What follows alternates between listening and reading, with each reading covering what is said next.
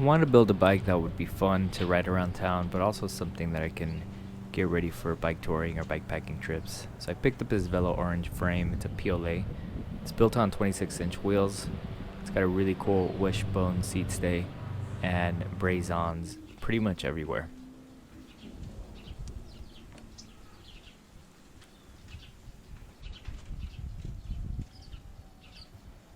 I set up a small bike shop in my backyard using tools that I've collected over the years. And I've built a lot of bikes over the years, but I've never built one out of brand new parts, so this was a fun project. I sprayed the inside of the frame with WD-40, which is better than nothing. I know frame saver is probably the best thing to go with, but I just wanted something simple that I already had. For the crankset, I went with White Industries Eno or 1 cranks, which are their older model, and I used a Velo Orange squared taper bottom bracket. I don't know what it is, I just like squared taper bottom brackets in general. They seem to be bulletproof, last forever, so I went with that for this build. I use anti-seize whenever I'm working on bikes for a few different places, like pedals and bottom brackets. I sort of like it better than just using grease. I think it just fills up a little more space.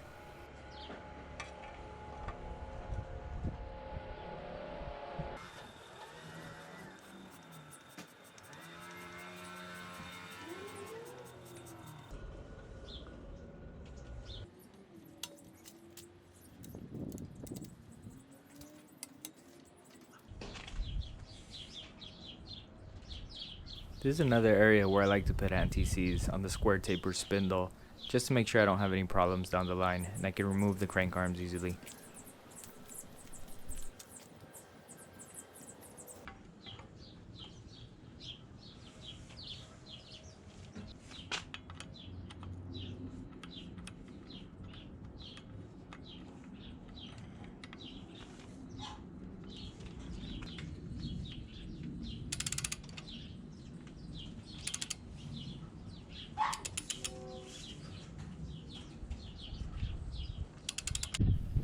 I gotta say, these cranks look sweet on this bike, and I had to go with the purple cap to match the bike frame.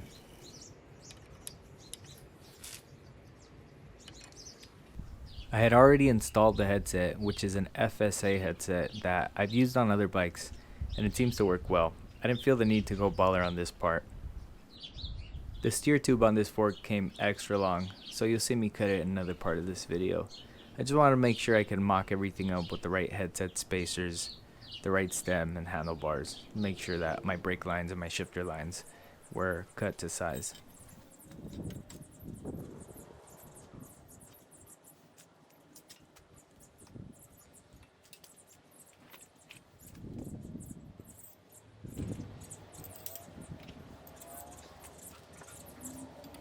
I went with the Needle Bull Moose bars, which I just really like on old school mountain bikes. And this, even though it's a new frame, it has the look and feel of an old school mountain bike. So that's really what I was going for with these Bull Moose bars.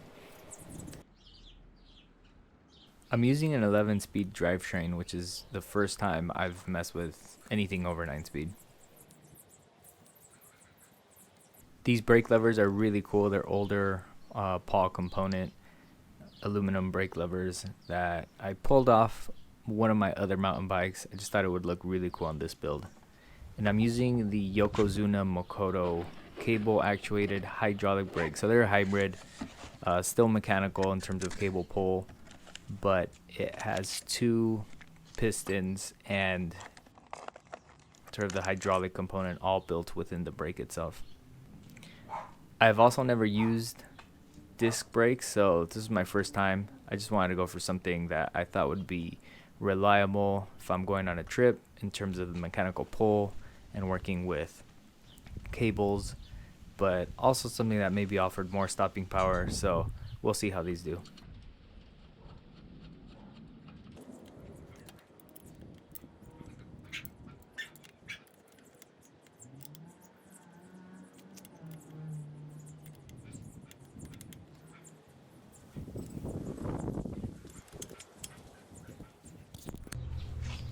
For my shifter, I'm using Microshift's 11 speed. It's a trigger shifter, and I love Microshift products. I have them on my other bikes too.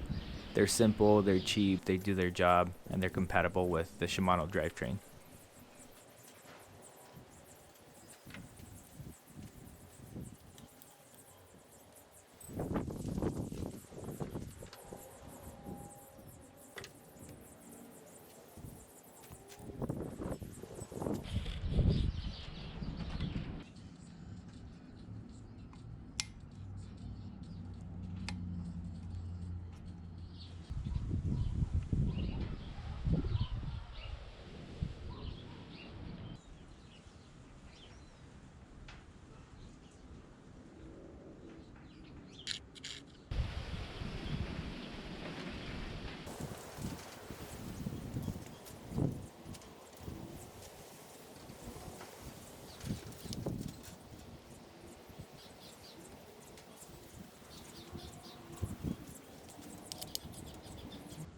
For the wheel set, I went with some Stan's Arc rims laced to Shimano XT hubs.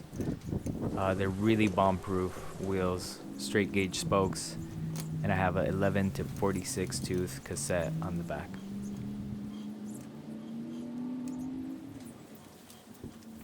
I slapped some Gravel Kings on this wheel set as well. They're the Gravel King SK Plus, and they say they're 2.1 inches wide, but they really measure out to 2.4, so really fat, real balloony. So this is also the first time I use a tall, short chainring system that White Industries has with a clutch derailleur, and it's been really great. I haven't gotten any chain drop at all.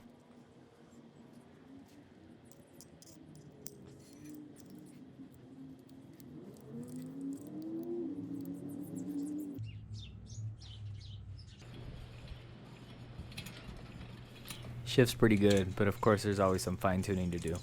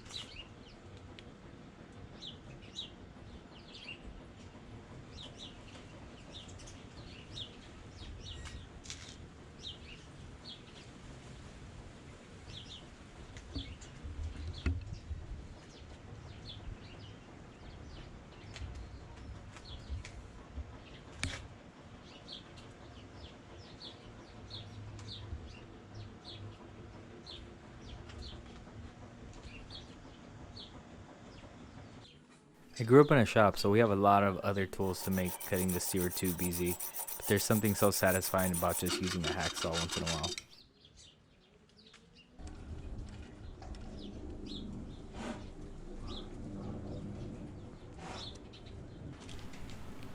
I'm a big fan of silicone grips. I have them on all my other bikes, and if you ever installed ESI or other silicone grips, you know how much of a pain this part is. So I didn't film the whole thing, but just give you an idea. I did use some soapy water to get them on.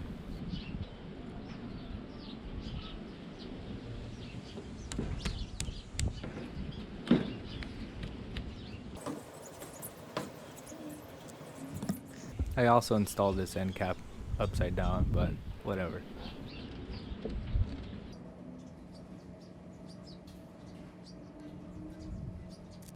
Like I said, I wanted to build a fun bike, so I put a couple of finishing touches to reflect the spirit of this build.